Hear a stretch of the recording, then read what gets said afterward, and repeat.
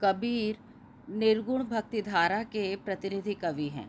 आप निर्गुण निराकार ब्रह्म के समर्थक हैं। कबीर का मानना है कि ईश्वर को या निर्गुण निराकार ब्रह्म का कोई आकार नहीं होता, रूप स्वरूप नहीं होता।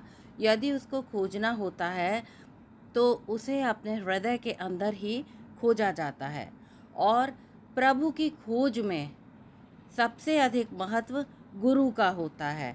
इसीलिए इसमें कबीरदास जी कहते हैं कि बिना गुरु के कोई भी ईश्वर को खोजने में समर्थ नहीं हो सकता है।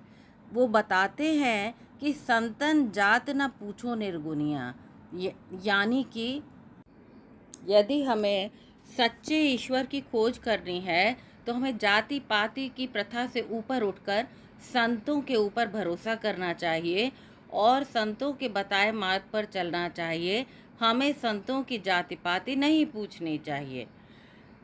पद इस प्रकार है: संतन जात न पूछो निर्गुनिया, साध ब्राह्मण साध क्षत्रिय, साधे जाति बनिया, साधन माँ 36 कौम है, टेढ़ी तोर पुछनिया, साधे नाऊ साधे धोबी, साधे जाति है बरिया, साधन माँ रैदास संत हैं, सुपच ऋषि सो भंगिया, हिंदू तुर्क दोई दीन बने हैं, कछु ना पहचनिया।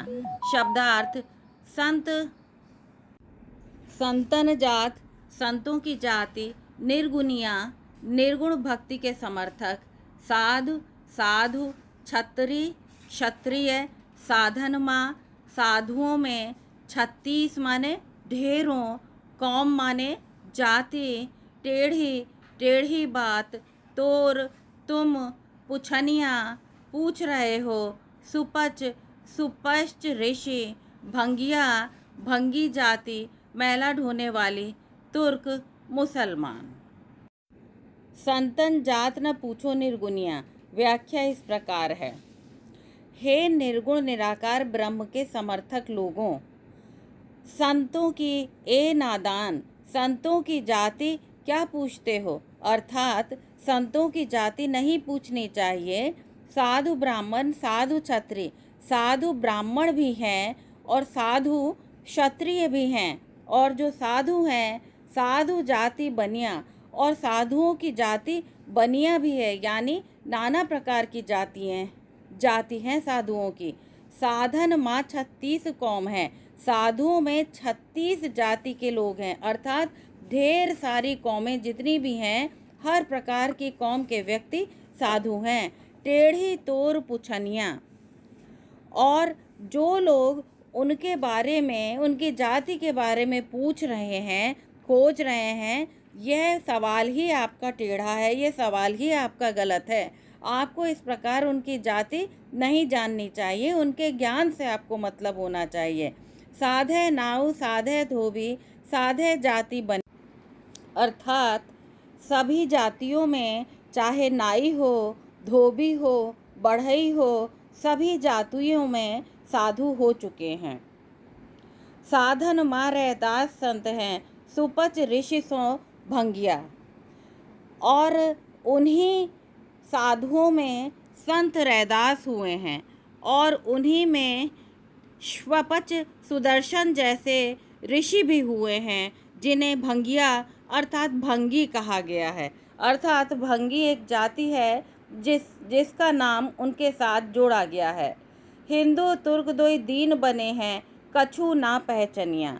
अब बेकार में ही हिंदू और मुसलमान, इन दोनों को दो धर्म बना दिए गए। दीन माने धर्म, दो धर्म बना दिए गए हैं। अब इन दोनों में कोई भी अंतर नहीं बचा है। अर्थात कहने का तात्पर्य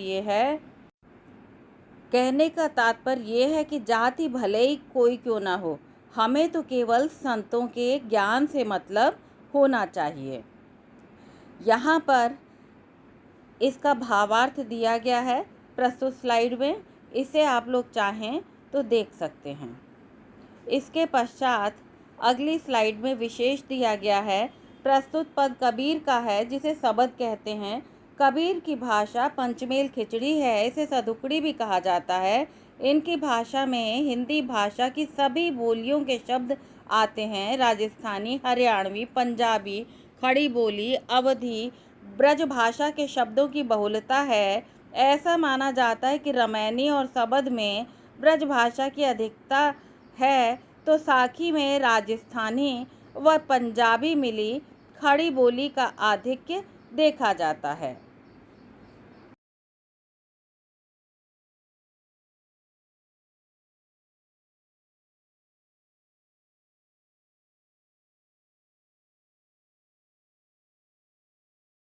इसके पश्चात भावसाम्य देखिए। संतों की कोई जाति नहीं होती, केवल ज्ञान ही सर्वश्रेष्ठ होता है। अन्य लोगों ने भी कहा है, जाति न पूछो साधु की, पूछ लीजिए ज्ञान। मोल करो तलवार का, पड़ा रहन दो म्यान। कबीर ने कहा है, जाति पाति पूछे नहीं कोई, हरि को भजे सो हरि को होय। ये भी कबीर का है। शर्माते हैं नहीं जगत में जाति पूछने से वाले। दिनकर का जाति प्रथा पर करारा प्रहार है। रैदास की पंक्तियां, रैदास एक ही बूंद से भयो सब विस्तार, मूर्ख है जो करे वर्ण अवर्ण विचार।